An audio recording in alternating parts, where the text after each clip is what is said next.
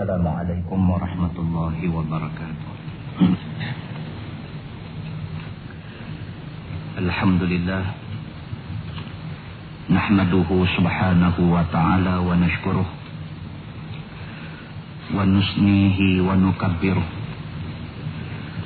Ashhadu an la ilaha illallah wahdahu la syarika lah, wa ashhadu anna sayyidana Muhammadan abduhu wa rasuluh. Wa nusalli wa nusallim ala sayyidin nabiyil karim, sayyidina wa habibina wa maulana Muhammadanil amin, wa ala alihi wa ashabihi ajma'in. Amma ba'd. Ayyuhal mu'minun, ittaqullah, usikum wa iyaya bitaqwallah, faqad fazal muttaqun. Muslimin dan muslimat, mudah-mudahan dirahmati Allah subhanahu wa ta'ala. Allah berfirman dalam ayat 1 sampai 2 Suratul Mulk. A'udzu billahi minasyaitonir rajim. Bismillahirrahmanirrahim. Tabarakalladzi biyadihil mulk wa huwa ala kulli syai'in qadir. Alladzi khalaqal mauta wal hayata liyabluwakum ayyukum ahsanu amala. Wa huwal azizul ghafur. Sadaqallahul azim. Maksudnya Allah berfirman, Maha suci Allah, Tuhan yang di tangannya segala kerajaan, dan Dia di atas segala sesuatu Maha berkuasa. Allazi khalaqal mauta wal hayat. Allah itu adalah Tuhan yang menjadikan mati dan hidup. Liyabluwakum ayyukum ahsanu amala. Allah jadikan mati, Allah jadikan hidup dengan tujuan untuk tes, untuk uji kamu, siapa di kalangan kamu yang baik amalannya. Wa huwal azizul ghafur. Allah itu Tuhan yang maha perkasa, lagi maha pengampun. Muslimin dan muslimat yang dirahmati Allah sekalian, saya cuba untuk membawa tuan-tuan dan puan-puan muslimin dan muslimat semua pada malam ini untuk melihat ayat ini sahaja. Di antara intipati ayat itu ialah Allah subhanahu wa ta'ala mula-mula sekali Dia ingatkan kita bahawa Dia adalah Tuhan bagi alam ini dan Dia maha berkuasa. Dia mulakan ayat itu dengan puji diri Dia sendiri. Tabarakalladzi biyadihil mulk. Maha suci Allah, Tuhan yang dalam tangan kekuasaannya segala kerajaan. Wa huwa ala kulli syai'in qadir. Dia bagi tahu dekat kita bahawa Dia kalau nak buat apa pun semua duduk dalam bidang kuasa Dia. Muslimin dan muslimat yang dirahmati Allah sekalian, di antara tanda kekuasaan Allah subhanahu wa ta'ala ialah Al-Quran itu sendiri. Quran yang Allah subhanahu wa ta'ala bagi dekat kita 30 juzuk, 6,000 ayat lebih. Quran yang Allah subhanahu wa ta'ala jadikan dia sebagai tanda mukjizat kepada Nabi sallallahu alaihi wasallam. Quran itu sendiri adalah merupakan tanda kekuasaan Allah subhanahu wa ta'ala. Kalau tuan-tuan ada buka homepage Ustaz Samsuri, kita ada lancarkan satu homepage kita, gambar yang terkini yang kita muatkan pada halaman utama homepage kita. Ada dua tanda kekuasaan dan kebesaran Allah subhanahu wa ta'ala. Gambar yang pertama yang kita bubuh pada homepage kita, gambar Satu pokok yang ditemui di hutan Sydney, Australia. Bulan puasa baru lepas. Tiba-tiba didapati pokok itu membentuk rupa seperti seorang manusia dalam keadaan rokok. Dan dia betul-betul menghadap ke arah kiblat kita. Keluar dalam majalah di Australia. Dia tulis di sana pokok yang menyerupai manusia Islam dalam keadaan rokok. Betul-betul dia rokok itu menghadap kiblat, menghadap ke Baitullah sebagai bukti kebesaran Allah Subhanahu wa taala. Kata dia, Allah has revealed in the Holy Quran. Orang putih tulis. Orang putih Islam. Bila dia berjumpa pokok ni dalam hutan di Sydney, dia ambil gambar pokok ni di celah-celah pokok yang banyak-banyak dalam rimba. Pokok itu menyerupai orang yang sedang rokok menghadap ke arah kiblat. Dia tulis pula pada gambar itu, dia kata Allah has revealed in the Holy Quran. Allah Subhanahu wa taala sudah mendedahkan perkara ini di dalam Quran.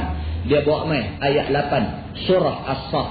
Allah berfirman, a'udzubillahi minasyaitonir rajim, yuriduna liyutfi'u nurallah bi afwahihim wallahu mutimmu nurih walau karihal kafirun. Shadaqallahul azim. Dia bawa mai ayat tu. Allah kata mereka itu musuh-musuh Allah, orang yang tidak senang dengan Quran, orang yang tidak selesa dengan Islam. Yuriduna liyutfi'u nurallah bi afwahihim. Mereka ni kalau boleh nak supaya nur Allah itu dipadam dengan mulut-mulut mereka. Apa yang musuh Islam tak buat hari ini pada Islam? Apa yang musuh Islam hari ini tidak buat pada Islam? Kita jangan tanya apa yang musuh Islam buat pada Islam, kerana dia buat habis dah. Kita tanya apa yang musuh Islam tidak buat kepada orang Islam. Dalam homepage kita juga kita masukkan gambar-gambar saudara-saudara kita yang sama seagama dengan kita di Kosovo. Tuan-tuan buka berita dunia dalam televisyen hari ini, berita dunia mesti ada salah satu daripada banyak-banyak berita yang dimuatkan itu berita kekejaman etnik yang berlaku di Kosovo. Sebahagian besar daripada umat Islam hari ini tak tahu apa-apa. Orang bercakap pasal kezaliman, dia tak tahu apa. Orang bercakap pasal Kosovo, dia tak pernah dengar, dia kata. Sama ada umat Islam di seluruh dunia dengar, ataupun umat Islam di seluruh dunia tidak dengar. Umat Islam di Kosovo ditembak, dibunuh, yang wanitanya dirogol dan dicabul kehormatan mereka secara biadab oleh musuh-musuh Allah Subhanahu wa taala. Tonton buka dalam homepage kita ada bagi satu address. Tonton klik address itu, dia akan keluar gambar-gambar. Dia tak ada tulis banyak, dia tak ada suara apa. Dia cuma buat main gambar saja. Gambar mayat umat Islam yang dibunuh dengan kejam di Kosovo. Pada mulanya kita bercadang nak buat keluar gambar tu dalam homepage kita, tapi kita takut orang takut. Kita bubuh address saja, kita bagi amaran dulu di situ. Siapa yang rasa boleh tahan, klik address ini. Dia akan dihidangkan dengan gambar-gambar saudara seagama dengan kita yang mengucap dua kalimah syahadah serupa macam kita. Mereka dibunuh dengan kejamnya oleh puak-puak Serbia di Kosovo. Muslimin dan muslimat yang dirahmati Allah sekalian. Musuh-musuh Allah tidak senang dengan Quran ini. Musuh-musuh Allah sedaya upaya, habis tenaga. Mereka menggembling segala benda yang Allah bagi dekat mereka. Pemikiran mereka, duit ringgit mereka, tenaga mereka digebelingkan sehabis-habisnya dengan satu tujuan, iaitu supaya umat Islam tidak ada kepercayaan kepada Quran yang Allah turunkan kepada mereka sendiri. Maka benda ni disebut oleh Allah Subhanahu wa taala dalam Quran. Allah kata yuriduna liyutfi'u nurallahi bi afwahihim. Mereka nak kalau boleh nur Allah ini dipadam dengan mulut-mulut mereka. Wallahu mutimmu nurih. Allah kata, tetapi Allah nak supaya nurnya terserlah kepada manusia semua. Walau karihal kafirun. Walaupun orang-orang kafir tidak senang hati. Siapa nak sangka dalam bulan puasa baru ni Allah Subhanahu wa taala jumpakan orang dengan benda ni. Satu pokok yang menyerupai rupa manusia, dan dia betul-betul kalau tengok dia ambil gambar jauh satu, dia close up gambar tu satu. Pokok betul-betul dekat perdu dia menyerupai rupa manusia, rokok menghadap ke arah kiblat, ke arah Baitullahil Haram yang menjadi kiblat kepada umat Islam seluruh dunia. Ditanda kebesaran Allah Subhanahu wa taala. Gambar yang kedua, dia bawa keluar satu gambar sarang lebah. Lebah yang mereka ni disebut dalam Quran, dalam suratul Nahli, cerita pasal lebah saja. Lebah buat sarang, dia membentuk tulisan dengan terang. Sarang dia membentuk tulisan Allah. Benda-benda ni disebarkan oleh orang-orang yang ada sedikit kecintaan kepada Islam. Benda-benda ni menjadi bukti, menjadi dalil bahawa nur Allah, bahawa kekuasaan Allah Subhanahu wa taala tak ada siapa boleh nak dipotong padam dan sebagainya. Allah Subhanahu wa taala, wallahu mutimmu nurih. Allah Subhanahu wa taala dia nak menyempurnakan nur dia supaya manusia nampak benar agama Allah Subhanahu wa taala ini. Lah ni hafiz Quran yang paling mudah dalam dunia di Iran. Hafiz Quran yang paling mudah dalam dunia lah ni di Iran. Muhammad Husain At-Tabatabai nama dia. Dalam homepage kita masuk gambar dia, kita cerita sikit background dia. Kita cubalah ni, kita nak cuba. Contoh kalau ada idea, kalau ada apa, shoot mai kat kita. Duk atas platform homepage kita. Kita nak masuk bahan-bahannya. Kita nak masuk bahan-bahan ni semua supaya umat Islam bukan sahaja di Malaysia, bahkan seluruh dunia boleh ambil manfaat daripada teknologi yang ada ni untuk kita perkembangkan Islam. Muhammad Husain At-Tabatabai mula hafal Quran ketika umurnya 2 tahun. 2 tahun, tuan-tuan. Mak dia dengan ayah dia masa nak kahwin berjanji. Mak dengan ayah ni masa nak kahwin janji. Mak dia kata, kalau kamu nak kahwin dengan aku, kamu kena hafaz Quran. Yang pak pula kata dekat mak ni masa nak kahwin, kalau kamu nak kahwin dengan aku, kamu kena hafaz Quran. Mereka kahwin 2 orang dan dua-dua mereka pergi masuk ma'had tahfiz. Akhirnya mak dengan ayah dia hafaz 30 juzuk Quran. Ni cerita Muhammad Husain At-Tabatabai. Mereka dapat anak, dapat ni. Husain At-Tabatabai dapat anak. Mak dia kerja ajak orang hafaz Quran. Tiap-tiap hari nak pergi mengajak orang hafaz Quran, dia bawa At-Tabatabai yang pada waktu itu umurnya baru 1 tahun lebih. Dia bawa letak di belakang, dia mengajak orang di depannya. Macam itulah tiap-tiap hari. Setelah beberapa lama dia duduk mengajak tu, tiba-tiba satu hari balik ke rumah, dengar anak dia yang umur baru menjangkau 2 tahun ni dengar macam bunyi apa. Dia pergi duduk bang dengar, duduk baca Quran. Umurnya baru 2 tahun. Dia duduk bang dengar, baca Quran. Panggil suami dia, mai dengar sat anak kita ni. Dengar, baru 2 tahun. Sudah hafaz 3 juzuk Quran. 3 juzuk. Suami dia kata dekat isteri dia kata kalau macam tu nampak sangat Allah nak jadikan anak kita ni anak yang luar biasa. Mai kita tumpu dekat dia. Maka selepas habis dia pergi mengajak di ma'had tahfiz, dia balik ke rumah, suami isteri, ibu bapa ni train anak dia. Ketika At-Tabatabai mencapai umur 3 tahun, dia sudah ingat 16 juzuk Quran. Menjelang umur 4 tahun, dia hafaz 30 juzuk Quran. Hari ini dia umur 6 tahun.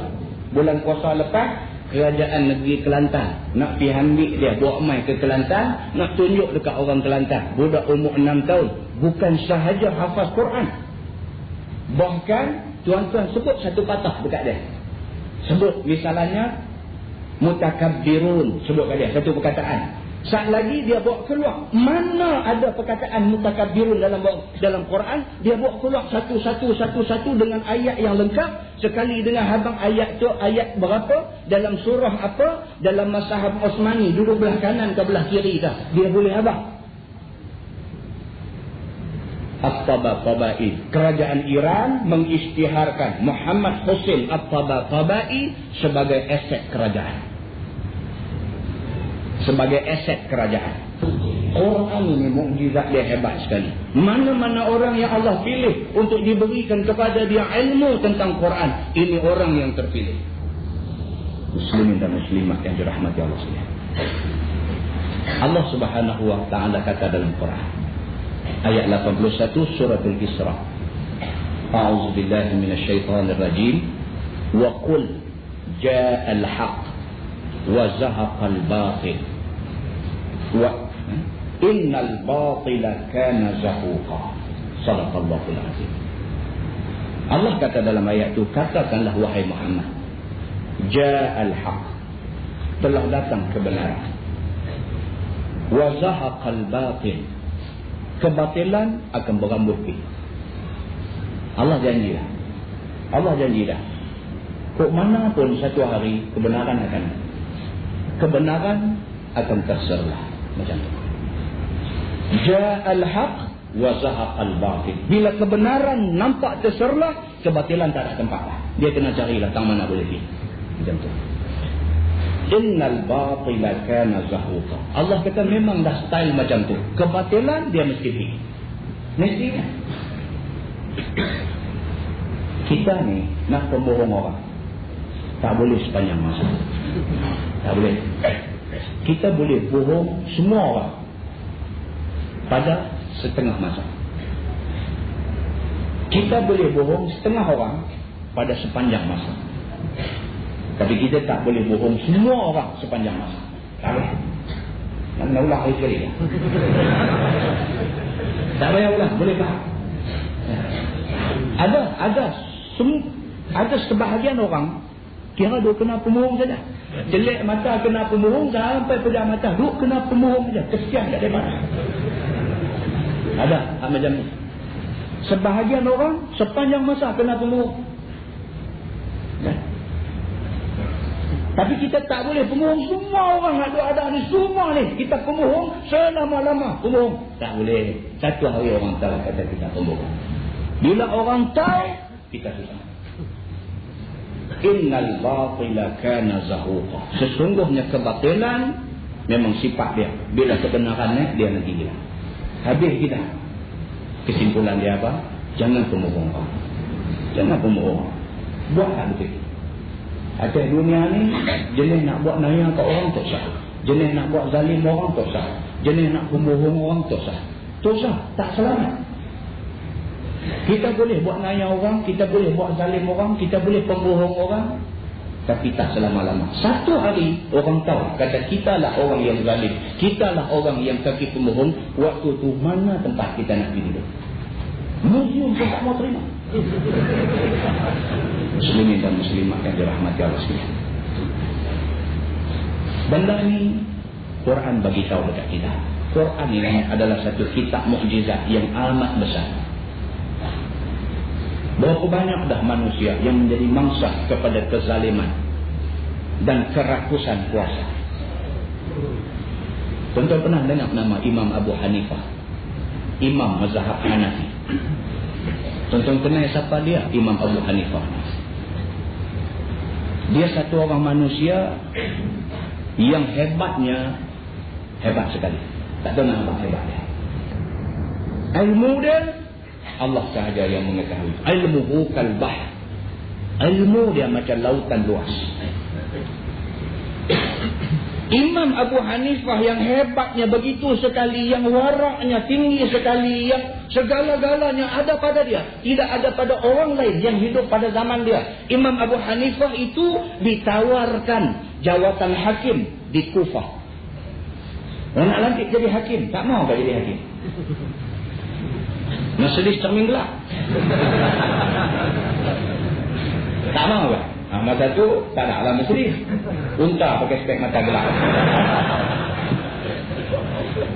Dia tak mau. Yang kata Imam Abu Hanifah, yang kata Imam mazhab Hanafi ni, yang kata hebatnya, yang kata waraknya, yang kata segala-galanya ada pada dia ni, Imam Abu Hanifah ni tolak tawaran untuk menjadi hakim di Kufah. Orang tanya dia pasal apa dia tolak. Dia jawab kata dia tak layak. Gubernur Kufah kata, wahai imam, kalau kamu tidak layak, tidak ada orang yang layak di sini. Dia kata, tapi aku tidak layak. Gubernur naik angin. Gubernur kata dekat dia, kamu adalah orang yang paling layak. Kalau kamu tolak, tidak ada lagi orang lain yang lebih layak. Dia kata, dah, aku tidak layak. Pasal apa kamu tidak layak? Aku tidak cukup ilmu, aku tidak cukup segala-galanya. Dia kata. Gubernur kata dekat dia, kamu dusta, kamu bohong. Dia kata, kalau begitu jelaslah aku tidak layak.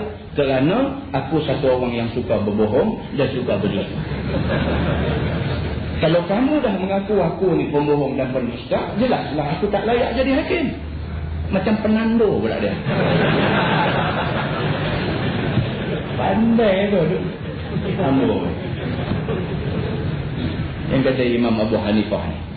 Jadi habis-habis last sekali apa yang Gubernur Kufah buat kat dia, Gubernur kata kalau macam tu hang cakap pandai sangat, penjara tuan-tuan.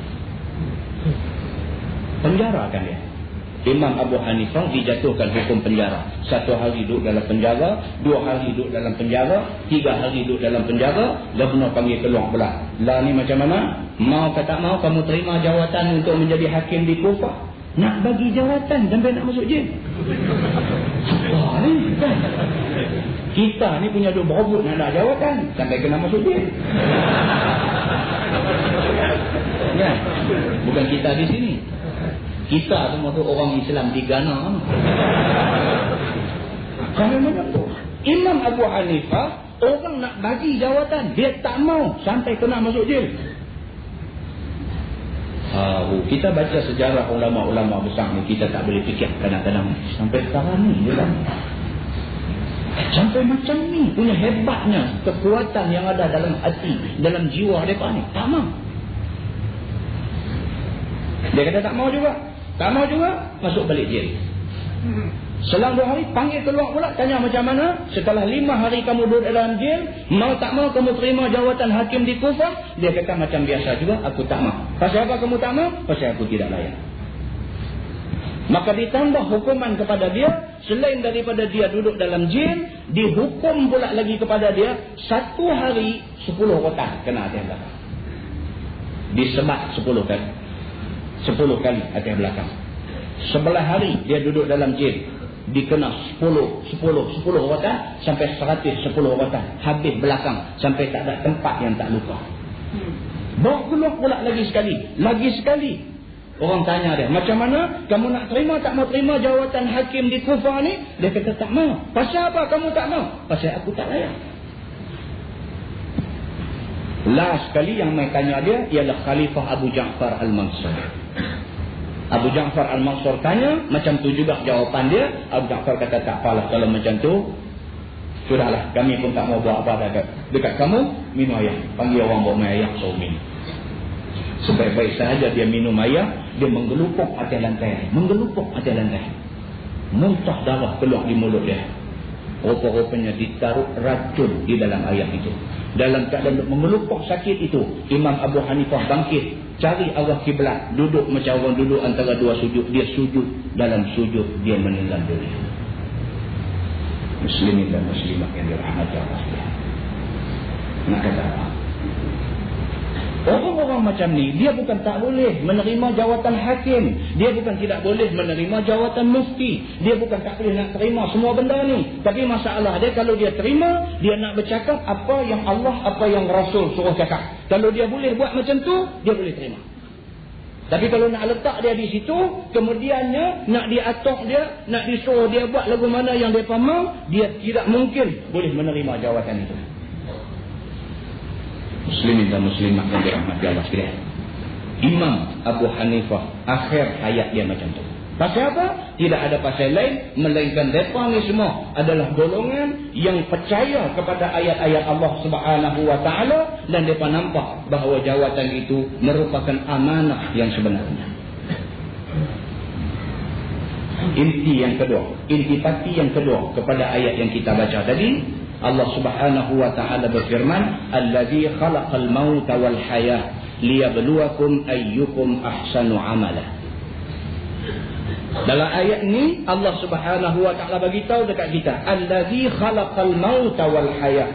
Allah adalah Tuhan yang menjadikan mati dan hidup. Kita hidup, kita mati, ni Tuhan punya kerja, bukan kita punya kerja. Ramai orang yang nak mati, dia tak mau nak mati. Terjun jatuh dalam air. Filem Madu 3. Nak mati lah tu cerita nak mati dah, duduk atas dahan pokok apa semua, duduk bukan kira aku terjun habis, terjun jatuh atas pokok. Bermakna dia nak mati tapi tak mati. Berapa ramai dalam masyarakat kita dan dunia seluruhnya orang yang cuba nak terminit diri dia sendiri, nak tamatkan riwayat hidup dia sendiri, ambil kelorok minum satu botol, minum tak mati, duduk belahak saja air. Pasal apa? Pasal kerja mati ini bukan kerja manusia, ini kerja Allah Subhanahu wa taala. Allah tak izin dia mati, dia tak mati. Idza jaa ajaluhum la yastakhiruna sa'atan wa la yastaqdimun. Bila sampai ajal dia, sekali-kali tidak akan lewat, sekali-kali tidak akan awal. Orang putih cakap on the dot, tepat masa dia nanti mati. Maka Allah bagi tahu dekat kita, dia adalah Tuhan allazi khalaqal mauta wal hayah. Dia adalah Tuhan yang menjadikan mati dan hidup manusia. Liyabluwakum, dengan tujuan untuk tes manusia.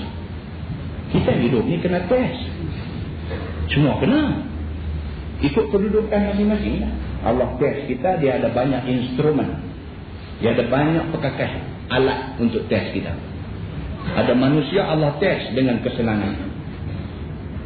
Lingkup dengan kesenangan itu. Masa senang itu masa riang-riang. Terlupa Allah Subhanahu wa ta'ala. Allah uji manusia dengan pangkat dan kedudukan. Fir'aun Allah tes dengan pangkat, dengan kedudukan. Fir'aun manusia ni rupa-rupanya tuan-tuan, tak boleh puja dia sangat. Bila terlampau sangat puja dia main gelong dia main tu. Tak, pasal dia lah duduk terapung buat atas tak ada angkat ni. Sampai dia tak kata lagi pun hangguk dah. Ni tahu. Manusia ni bila sampai ke peringkat tu, sampai ke peringkat semua orang takut kat dia. Dia dah main satu macam, apa jadi dekat Fir'aun? Dia kata, ana rabbukumul a'la. Aku Tuhan kamu yang maha tinggi. Ana uhyi wa umid. Aku boleh bagi hidup, aku boleh bagi mati. Maka Fir'aun nak membuktikan bahawa dia ada kuasa memberi hidup dan memberi mati, memberi senang dan memberi susah. Fir'aun panggil dua orang pengawal istana dia. Hak seorang dia pancung bagi mati, hak seorang dia tahan pergi balik Allah. Dia kata, tengok, ana uhyi wa umid. Aku bagi hidup Syekh ni, aku suruh dia balik, dia ni habis. Ana rabbukumul a'la. Dia kata, aku Tuhan kamu yang maha tinggi. Apa jadi pada Namrud? Juga serupa macam Fir'aun, dia satu orang manusia yang Allah uji dengan pangkat dan kedudukan. Dia rosak dengan pangkat dan kedudukan yang Allah bagi ke dia. Allah tes manusia dengan harta. Tuan-tuan tengok Qarun. Kenal siapa dia Qarun? Qarun adalah sepupu Nabi Musa. Bukan orang lain. Sepupu Nabi Musa. Sepupu dia jadi Nabi, dia jadi Qarun. Yang kata Qarun ni, kekayaan ni kunci khazanah dia saja. Kalau dibubuh dalam peti, dipikulkan ke atas belakang unta, 7 ekor unta bawa. Harta tak tahu nak abang yang mana. Abang anak kunci dia ayah baru. 7 ekor unta bawa sarat atas belakang, duduk jalan cedik-cedik, baru kunci gedung kekayaan dia. Qarun. Akhirnya apa jadi dengan Qarun? Dia ditelan oleh bumi. Qarun dengan harta-hartanya. Hati yang duk timbul ikut belakang rumah kita. Yang dia kata harta korun tu. Tak ada pasal yang kita tenggelam di negeri Arab yang main timbul di pokok asam ni kata. Apa? Ya. Timbul di kolam sepetang, timbul di pokok asam, mengarut semua benar. Muslimin dan muslimat yang dirahmati Allah sekalian. Yang tu orang lain bukan korun punya. Korun punya tenggelam di sana. Tenggelam. Allah telan dia dengan harta-harta yang menjadi kebanggaan dia. Takut tuan-tuan. Kadang-kadang benda ni dia jadi macam tu. Kadang-kadang benda ni ahli silam, ahli raja ulang mati kena patuk ulang. Tukang rumah mati tak dan siap rumah. Jadi macam tu. Dia tukang rumah, buat rumah orang ni tak tahu beratus biji dah. Hang sebutlah rumah siapa pun dia buat semua. Tolaklah orang lain buat, semua dia buat. Yang kata tukang rumah ni kan. Dia hari mati tu kita pergi tengok mayat dia, bumbung kat orang lagi bumbung. Bini dia kata inilah nasib bini tukang rumah. Tuan-tuan tengok benda ni yang tiba. Mai buat filem di Tanjung. Puak-puak ni nak buat filem ni di Thailand. Kerajaan Thailand tak bagi. Malaysia bagi. Habis satu kawasan di Tanjung tu Punggah buat nak bagi wujud suasana seperti filem mereka mau tu. Tak apalah cakap tu. Tak apa lagi cakap tu. Dia nak kepada pelakon tambahan untuk berlakon filem tu. Maka dia buat tawaran kepada semua orang yang ada di kawasan berdekatan ni. Siapa nak jadi pelakon tempek ni.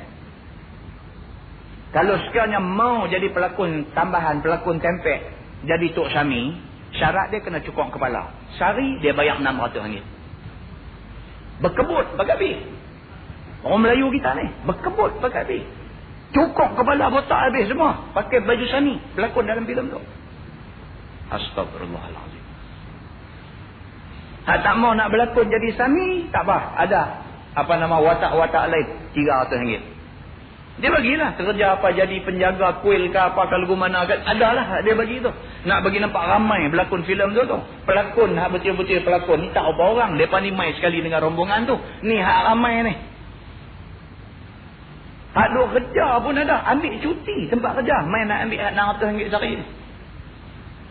Dan 5 hari syuting, 5 kali 6 3,000 dia dapat dalam masa 5 hari. Dia tak faham 3,000 itu ialah harga akidah Islamiah. 3,000 itu ialah harga Islam dia. Dengan memakai pakaian Syami itu, dia murtad serta murtad. Dia. Tuan-tuan nak kata apa? Tuan-tuan nak pergi tegung dia. Dia sedekah kita buta ya. Dia kata, tak tahu lah musim gawat. Dia kata, tumpah orang nak main bagi reti macam ni. Nak kata apa kat dia? Kita nak pergi baca ayat Quran dekat dia. Dia kata, hang balik baca di rumah. Tuan-tuan percaya tak ada orang hak jenis macam ni? Hak jenis daring macam ni. Daring. Dia berani challenge kita depan-depan tentang agama ni. Dia kata, awak Tuhan marah. Mana ada Tuhan? Main marah sekali kan? Hak jenis macam ni. Tuan-tuan percaya tak? Kata ada. Ada. Hak tu main masjid tak ada. Hak tak pernah main. Hak tak pernah ambil tahu ni. Kawan saya duduk cerita di sekolah tadi. Dia kata, la ilaha illallah. Dia kata, hak jenis tak kenal masjid ni. Dia kata, tak tahu nak abang. Dalam kampung ni bukan sikit. Dia kata, dia duduk cerita kampung dia lah. Tapi dia kata yang dia kesal ni, dia kata yang dia amat kesal ni, dia kata pasal orang masjid ni dia tak erti ajang orang yang tak kenal masjid ni. Lambat sebut kata kenuri je. Terpa api sampai tak celur rumah. Maka akhirnya geng-geng ni dia sembang sama-sama puak dia. Dia sembang. Dia kata apa? Dia kata Allah dengan puak-puak ni tak ada apa. Dia kata hang buat kenuri panggil habis. Dia bukan hormat kita. Kita pergi rumah dia walaupun dia tak mai ke masjid ni. Dia bukan hormat kita. Dia pandang kita ni lagi teruk. Dia kata ni puak bercacai ni. Hang buat kenuri. Allah. Dia kata. Hang buat keluar kurma bagi sedap sikit pula. Doa punya panjang. Dia kata. Dia kata ni. Kawan saya ada cerita. Dia kata ni. Sampai kita ni tak larat dengar. Kita tak lalu nak dengar. Dia punya duk cerca orang masjid yang duk pergi makan kenuri di rumah dia ni. Dia kata Allah puak ni tak ada apa. Dia kata tu sembang yang terakhir tu. Dia kata hang buat kenuri panggil dia mewah sekali. Dia ingat kita ni kebuluk nak makan nasi dia. Dia nak cakap kasar lah. Tak semua. Yang kita ni duk ingat apa? Tak eloklah kita duk buat lagu tu kat masyarakat. Nampak pecah belah apa semua. Tak apalah. Walau dia tak pernah main masjid pun. Kita pergi rumah dia. Mana lah nak tahu kok dia sedang. Kita kata. Dia bukan kata macam tu. Dia kata apa? Dia kata kita lapang nasi dah. Kawan saya kata hang dengar betul tak? Geng ni kata tanya tu jari duk ketak lah. Hang dengar betul tak? Orang jenis macam ni kata lagu tu. La ilah. Duk sembang dengan mereka. Mereka kata lagu tu. Mendidih ni. Kita yang dengar ni mendidih. Pasal apa? Pasal dia downgrade kita. Dia menjatuhkan kita ni. Walhal apa sangat nasi hang sepinggan tu, apa sangat. Kita pi pasal nak jaga masyarakat. Bukan pasal kita lapang sangat nasi dia. Tapi dia punya tafsiran terhadap pi kita ni, dia tafsirkan kita ni lapang nasi dia. Oh, saya tak boleh benar ni. Tak boleh. Sensitif. Benar macam ni cukup sensitif. Cukup sensitif. Oh, cakap macam tu. Habis dia kata kami pun bincang di tempat kami macam mana nak buat apa semua lagu-lagu ni. Okey, lah ni sampai ke peringkat mereka buat kenduri, kita tak sampai hati lagi. Dia kata, dia tengkuasa kami ni. Sampai peringkat tu tak sampai hati lagi. Lah kami buat apa? Nak buat kenduri apa pun hantar mai ke masjid ni. Kalau nak buat di rumah hampa, nak panggil kami pi di rumah hampa, pi duk baca, pi duk buat tahlil dan sebagainya, kami tak ada masalah. Kalau hampa nak buat, mai masjid. Nak ajak bagi dia mai masjid. Dah buat hari tu ni. Ni nak abang kau ustaz, dia kata. Dia mai, dia tak mai, suruh anak dia umai hantar makanan ni. Anak ni main, tak tahu nak letak tang mana. Dia tak bisa main masjid. Bila main ni, duk pegang tu, nak buh tang mana ni? Nak buh tang mana ni? Nak buh tang mana? Pergi bubuh di mihrab, tempat tu imam. La ilaha illallah. Saya tanya dia ni, hang reka cerita ke cerita betul? La haula wala quwwata illa billah. Ustaz tak percaya ke? Dia dah. Nak suruh saya bawa main habis satu kampung, hak tengok malam tu, kan main cerita kat ustaz. Pergi bubuh di mihrab tu imam ni. Punya pekak, tak kena masjid. Dia kata tu anak dia kecil kot. Kita ni saja duk depend lah. Kita anak dia kecil kot, tak tahu. Kecil tak tahu lah. Dia kata kalau bagi bini, boleh anak lah. Itu bahasa kasar kampung cakap lagu tu lah. Dia kata kecil tak kecil kot, tak tahu lah. Bagi bini, boleh anak lah. Bawa ni makanan. Nak buah tahun lah ni. Buah tahun lah. Dia saja tak abang. Buah di mihrab tu imam ni. Jenuh tu imam sujud dan dalam tu. Allahu Akbar. Lagu ni punya tu ada dalam masyarakat kita. Pedih. Kira lagu nak naik darah saja. Dengar berita pun nak naik darah lah. Muslimin dan muslimat yang dirahmati Allah sekalian. Kita menghadapi orang-orang yang macam ni, macam mana kita nak buat kerja dakwah dalam keadaan masyarakat berada pada tahap itu? Macam mana? Naik kadi di Kepala Batas pula cerita apa? Dia kata dia ada interview orang nak menikah ni. Nak menikah, dia kata ketang sangat dah mai. Dia kata bila mai kita kata dia cuba baca Al-Fatihah tengok. Tak tahu. Tak tahu baca Fatihah nak menikah macam mana. Tak tahu, tak apa ya. Dia pun teringat. Kau dia tak tahu Fatihah apa. Yang cuba baca Alham. Baca langsung. A'udzubillah. Alhamdulillahirabbil alamin. Oh, panggil Alham. Fatihah tu tak tahu. Teruk lah sampai Fatihah tak tahu. Teruk lah. Tak tahu suratul Ikhlas dengan Qul Huwallah. Tak apa lagi. Fatihah pun tak tahu. Alham tahu. Cuba baca Alham. Baca langsung. Baca lagu dia lah. Lagu standard dia punya baca lah. Kan? Macam tu. Ar-Rahmanir-Rahim. Tak apalah. Kira bunyi Fatihah lah tu. Alhamdulillahirabbil alamin. Apa? Ar-Rahmanir-Rahim. Kan? Ar-Rahmanir-Rahim. Teruk. Nak nikah tu. Dan dia bakal melahirkan pula generasi daripada kejahilan dia ni. Tuan-tuan boleh fikir tak? Kita dah bercakap soal nak buat Islam yang lebih besar dalam masyarakat ni. Tiba-tiba golongan ni majority dalam masyarakat kita. Majority. Muslimin dan muslimat yang dirahmati Allah sekalian. Jaga baik-baik. Ni semua ni benda yang kita dengar dan kita nak kena ambil berjaga-jaga. Muslimin dan muslimat yang dirahmati Allah sekalian. Ujian anak. Yang ni yang kita paling takut bercakap. Ujian. Sebab apa? Allah kata allazi khalaqal mauta wal hayat liyabluwakum. Allah bagi kita hidup, Allah nak test kita. Allah nak bagi kita mati esok, juga Allah nak test kita. Semua ni test bagi kita. Kadang kita sayu hati. Minta jauh daripada rasa nak merendahkan, rasa nak menghina sesiapa, tetapi kita rasa sayu hati. Pasal apa? Mengenangkan bapaknya. Subhanallah. Masjid 5 waktu satu hari. Mengenangkan bapak dia, Masya Allah. Islam ni duk ada di mulut bercakap. Mengenangkan anak dia, kita minta ya Allah, janganlah fitnah anak tu mai ke kita. Dia bina nama baik dia. Bapak ni bina nama baik dia. Nak dapat nama sehebat yang dia dapat hari ini, bukan dibina dalam 1 hari, bukan dibina dalam sebulan, setahun, bukan dibina 10 tahun. Daripada umur berapa dia bina nama dia, sampai nama dia jadi satu nama besar. Orang semua rasa hormat pada dia. Tengok anak dia sekali aja runtuh apa yang dia bina selama berbelas-belas tahun. Setengah anak yang main kepada ibu bapa. Na'udzubillah min zalik. Cukup takut benda. Cukup takut nak cakap. Nabi Nuh alaihi salam, Allah tes dengan anak. Menangis dia, melutut di depan kebesaran Allah Subhanahu wa taala. Ya Allah, itu keluarga aku. Itu keluarga aku yang tak mau naik atas kapal aku tu, anak itu, isteri itu adalah keluarga aku. Allah Subhanahu wa taala kata mereka bukan keluarga kamu.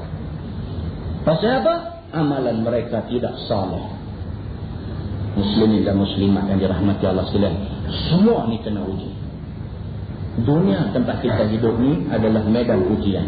Sebab Nabi SAW bersabda, Nabi kata, ala inna dunya khadiratun hulwah. Nabi kata, ketahuilah sesungguhnya dunia ni khadirah. Khadirah ni hijau. Hulwah mana? Hijau ni memang semua orang suka. Okay, hijau ni semua orang suka. Pasal apa? Pasal dia satu color yang membawa kesegaran. Segar. Rumah bila ada rumput sikit di depan tengok, segar. Rasa kesegaran itu disuntik masuk dalam jiwa kita. Hijau ini. Maka Allah Subhanahu wa ta'ala suruh Nabi habaq dah kita, dia kata ala inna dunya khadiratun. Ketahuilah sesungguhnya dunia ni hijau. Hulwah mana? Orang bila tengok show, orang suka. Manis, kebanyakan orang suka. Orang yang ada kencing manis pun suka. Cuma dia mau pantang sikit saja. Tapi mau kira geram, dia tak peduli manis. Dua sifat ini ada pada diri. Apa dia yang tengok nampak segar, nampak menarik, apa dia? Duit. Atraktif. Tengok cukup menarik. Terongkai serban dia setiap hari. Tak sudah. Duit punya pasal. Hulwah manis. Dunia ni bila kita try sekali, oh siap orang. Maka manusia semua kena macam tu. Nabi kata wa innallaha mustakhlifukum fiha. Sesungguhnya Allah melantik kamu sebagai khalifah di dalamnya. Kita ni khalifah Allah di dunia.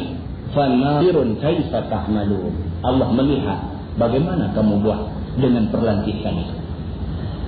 Sebagai khalifah Allah atas dunia, apa yang hang buat? Fanazirun, Allah tengok. Lupa dah kita pada Allah, Allah tengok. Derhakakah kita pada Allah, Allah tengok.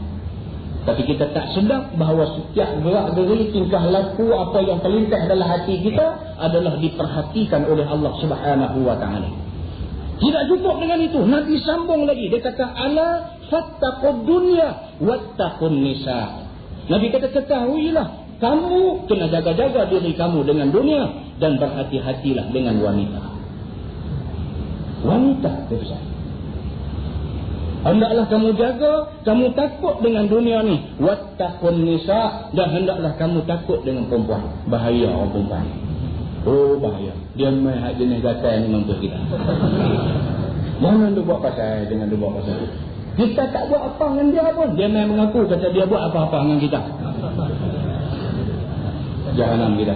Soal betul tak betul itu soal lain. Soalnya dia main perui garam macam kita ni. Yang ni kita tak mau. Sebab Nabi kata apa? Wattaqun nisa, kamu kena jaga-jaga dengan orang perempuan. Mau jaga. Jaga macam mana? Jangan tidur ambil gambar dengan mereka. Tak baca-baca tidur kapit celah mereka tu pasal apa? Itu semua nak jadi punca. Bukan kata ada apa-apa. Bila kita membuka ruang, kita membuka pintu kepada berlakunya benda-benda yang macam ni, kena. Tapi kalau kita jaga diri kita, kita pelihara marah kita daripada awal dah, kita jangan buka pintu supaya berlakunya fitnah yang seumpama itu, insya-Allah Tuhan jaga kita. Insya-Allah Tuhan jaga kita. Tapi kalau kita bila duduk tunjuk merenyam, walaupun kita tak buat benda tak elok, tapi kita duduk tunjuk tak elok tu, fitnah boleh naik kat kita. Maka Nabi SAW bagi tahu, fattaqud dunya, kamu kena jaga-jaga dengan dunia ni. Wattaqun nisa, dan hendaklah kamu takut sikit dengan orang perempuan. Jaga. Senang, nak berjatuh orang paling senang dengan cerita perempuan. Cukup senang. Tak payah pergi mahkamah, tak payah pergi apa. Cerita bagi tersebar dalam masyarakat sudah. Typing cukup.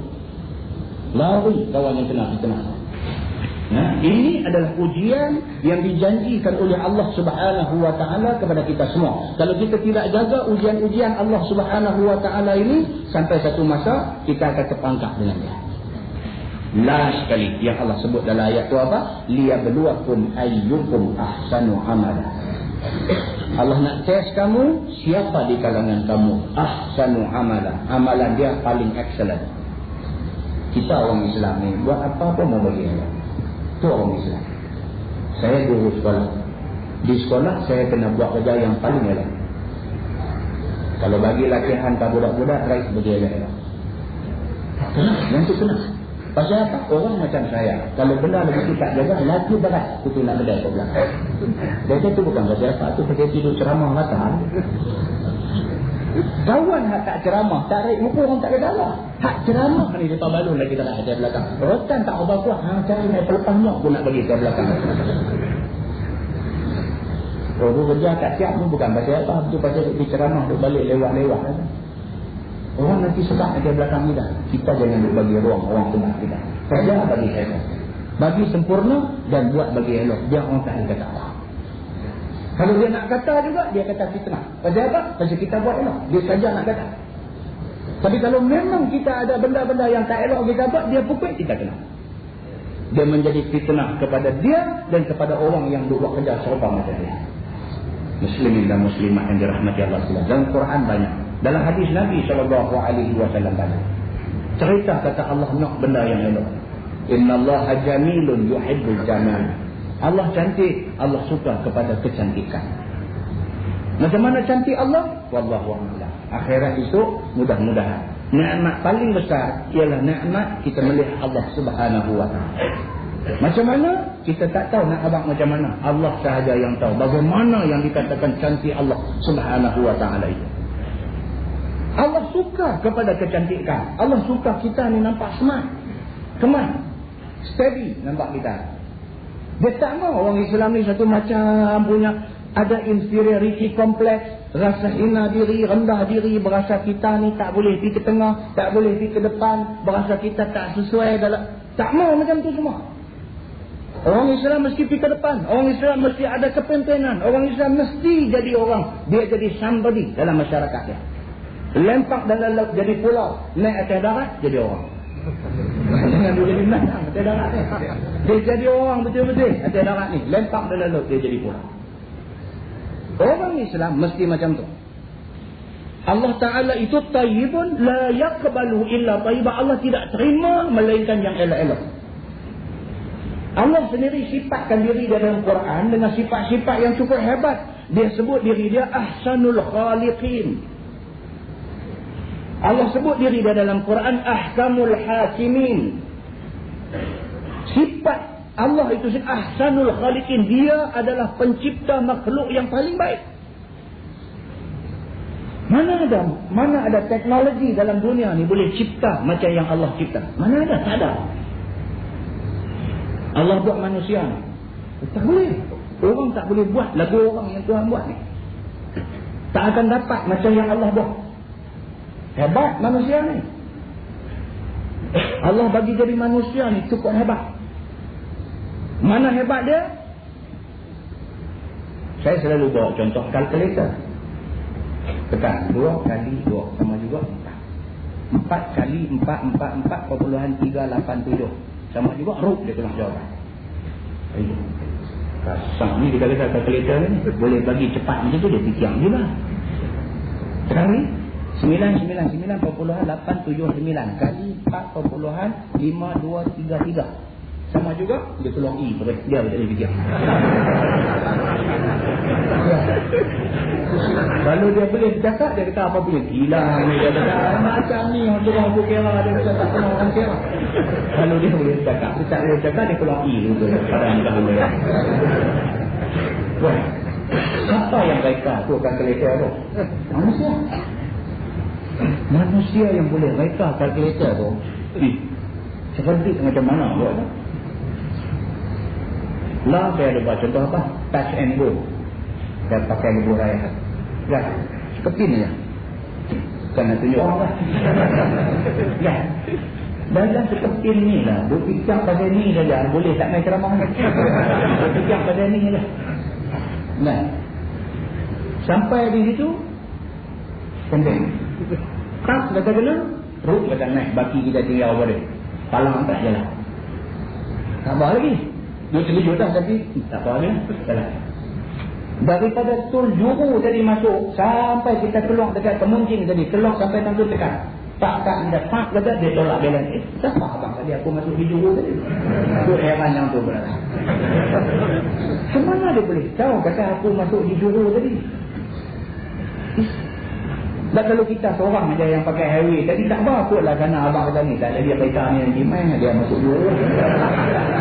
Bukan kita seorang, ni dia punya kereta duk main tadi. Macam tu punya duk main. Dia boleh tahu tiap-tiap orang yang main ni. Dia ni masuk pintu mana, kot mana, main kot mana. Semua dia tahu. Tak ya rak buka tak. Duk fikir yang tu pun tak boleh lah kita nak. Siapa yang reka ni? Kad ni dengan teknologi dia. Siapa reka? Manusia reka. Manusia yang reka teknologi ni cukup cerdik, cukup bijak. Allah Tuhan yang reka manusia bijak ni sudah tentu jauh lebih bijak daripada manusia ni. Dia mau nampak macam tu. Ni yang dalam tasawuf dia kata apa? Dia kata kita tengok makhluk, kita ingat Khalik. Kita tengok benda yang dicipta oleh manusia, apa yang Allah cipta, semua manusia dan sebagainya yang ada di dunia ni, ingat Khalik, ingat Allah Tuhan yang mencipta benda-benda. Subhanallah. Allah ni ahsanul khaliqin. Tak ada silap apa yang Tuhan buat dalam dunia ni. Tak pernah silap. Ahkamul hakimin. Dia adalah hakim yang paling baik daripada senarai hakim yang ada. Susah dia cakap di typing. Dia punya contact point. Kita sebut hak betul ni dia pada dulu ingat. Nah. Allah ini ahkamul hakimin. Dia hakim yang cukup punya bijak hakim. Allah sebut dia khairur raziqin. Tuhan yang paling baik dari segi mengagih rezeki. Semua benda yang bernama makhluk yang dicipta oleh Allah Subhanahu wa taala, Allah bagi rezeki. Khairur raziqin. Dia adalah pemberi rezeki yang paling baik. Saya baca dalam satu kitab. Jadi saya ingat cerita ni Israiliyat, cerita yang dicontohkan Allah. Kalau riwayatnya dia kata riwayat yang baik. Tapi bolehlah baca saja abang seronok. Dia kata Nabi Sulaiman alaihi salam. Pernah Nabi Sulaiman tuan-tuan semakan apa yang Tuhan tak bagi kat dia. Nabi Sulaiman, King Solomon, orang putih kata King Solomon and the Queen of Sheba. Kan cerita pasal puteri Balqis ni. King Solomon and the Queen of Sheba. Orang putih pun recognize. Iktiraf Nabi Sulaiman ini. Dia bukan saja boleh kontrol manusia, bahkan binatang, bahkan angin, bahkan semua dia boleh kontrol. Tuhan bagi kat dia. Tapi rezeki Tuhan kontrol. Cerita dalam. Satu hari Nabi Sulaiman kata dekat Tuhan, dia kata, ya Allah, semua dah kamu bagi dekat aku. Aku syukur kepada kamu. Cuma satu lagi. Kalau kamu bagi, ya sampai. Apa dia? Nak bagi rezeki. Dia kata aku nak bagi rezeki kepada makhluk yang ada di dunia. Tuhan kata kat dia, Sulaiman, kamu tidak mampu. Dia kata tak? Nak try tak? Tak, try. Tuhan kata okey. Mula daripada subuh esok pagi, kamu bagi rezeki. Sonoklah dia. Menjelang subuh esok hari, dia mula nak bagi rezeki. So, Nabi Sulaiman buat keputusan apa? Nak bagi rezeki dekat makhluk dalam laut dulu, pagi-pagi ni. Maka dikerahnya angin, dikerahnya segala binatang liar, segala apa yang ada atas darat ni, pergi cari apa benda yang boleh jadi makanan kepada binatang dalam laut. Buat mai di tepi laut ni, lempar sotong naik ambil makan, kerang naik ambil makan, tapak Sulaiman keluar mai ambil makan. Dua mai puak ni letih dah, tak angkut dah. Tak angkut dah makanan buat mai. Dia kata, wahai Sulaiman, kami dah tak larat angkut dah. Tak boleh, ada lagi sotong yang tak dapat makan. Buat mai lagi. Lama-lama puak ni semua terendah, tak larat dah. Dia kata Sulaiman, kami bila nak makan? Kami ni bila nak makan ni, duk jamu sotong aja. Kami ni bila nak makan? Tak makan lagi, duk kira bagi kat orang dulu. Tenggelam punca. Akhirnya Nabi Sulaiman melutut di depan kebesaran Allah. Rupa-rupanya kerja memberi rezeki ni Allah sahaja yang mampu buat. Allah sahaja yang mampu buat. Sehingga kan semut yang duk ada celah batu tu ditakdirkan rezeki untuk dia.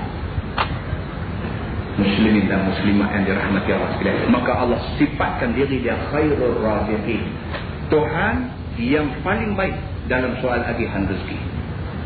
Allah sifatkan manusia ni, laqad khalaqnal insana fi ahsani taqwim.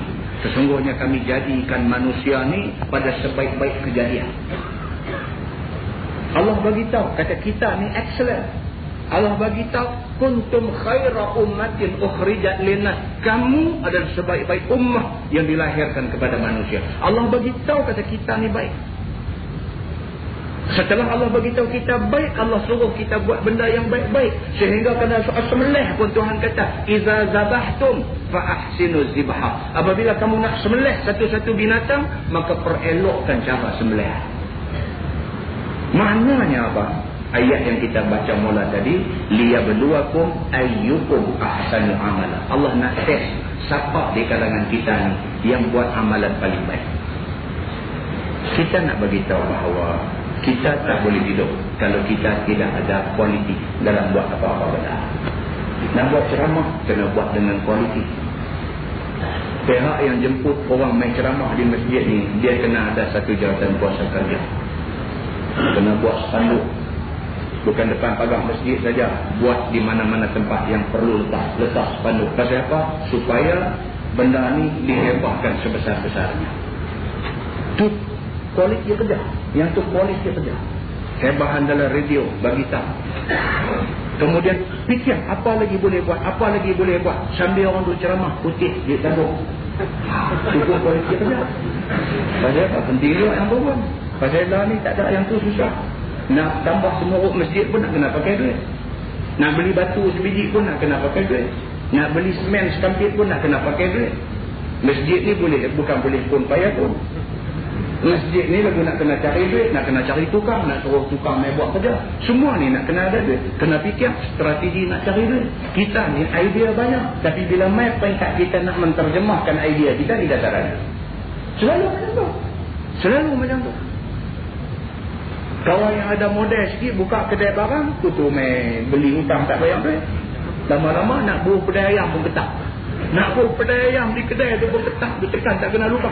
Ada apa? Pasal hutang berapa banyak dah. Kawan ni 700, kawan ni 500, kawan ni 300. Kasut kedai kawan ni. Pasal apa? Pasal duit. Nabi SAW tidak banyak duit, tapi orang yang duduk di keliling Nabi orang yang berduit. Siapa dia? Sayyidina Abu Bakar. Dia saudagar kaya. Siapa dia? Sayyidina Umar. Dia saudagar yang kaya. Siapa? Sayyidina Osman. Saudagar yang kaya. Bila Nabi SAW perlu belanja untuk turun perang, nak turun ke dalam medan perang, Nabi perlu belanja. Nabi kata, wahai sahabat-sahabatku, siapa di kalangan kamu yang ada lebihan rezeki, infak untuk jalan Allah. Sayyidina Abu Bakar bangkit, bagi tahu dia nak bagi sekian ribu. Sayyidina Umar bangkit, bagi tahu dia nak bagi sekian ribu. Betul, Nabi itu miskin, tapi di keliling Nabi orang kaya. Pasal apa? Pasal dia nak bagi tahu dekat kita bahawa Islam tidak boleh bangun kalau semata-mata dengan ayat liang. Islam nak bangun di samping ayat liuk bercakap bagi pengajaran ilmu dan sebagainya, kesedaran dan sebagainya. Islam perlu duit untuk bangun. Maka kita tidak boleh tolak ke tepi benda ni. Kita tidak boleh pandang benda ni sebagai aspek duniawi yang tidak perlu dicari.